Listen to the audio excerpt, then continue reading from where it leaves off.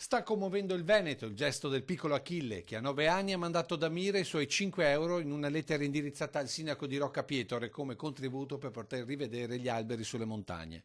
Anche per il presidente del Veneto questo gesto merita un premio, magari l'incontro del bambino con il primo cittadino del paese simbolo della devastazione nel Bellunese. Bisognerà farlo incontrare col sindaco di Roccapietore. Ma sì, ma penso che avverrà questo incontro, ne ho parlato con Andrea De Bernardini, mi ha fatto aver subito la lettera del piccolo e dei 5 euro e questa lettera no, nella quale lui dice mi piacerebbe fare il forestale.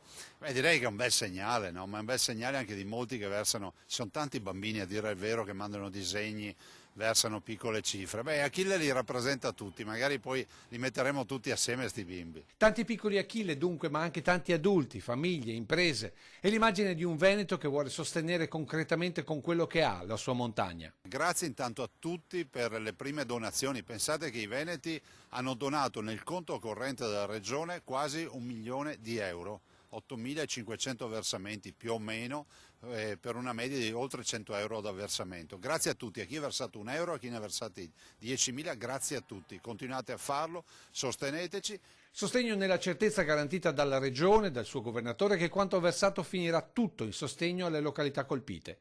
Sostegno Veneto e sostegno dallo Stato. È di ieri sera il Consiglio dei Ministri che ha varato una prima tranche di denaro pubblico. C'è stata una prima erogazione di 50 milioni, dei quali noi abbiamo avuto 15 milioni, ce ne sarà un'altra di 200 milioni in settimana, dai quali dovremo avere una buona cifra, ma ce ne aspettiamo ancora tanti, visto e considerato che il danno è di circa 1 miliardo di euro. È una grande sfida, mai nessuno si è trovato a dover recuperare 100.000 ettari di bosco.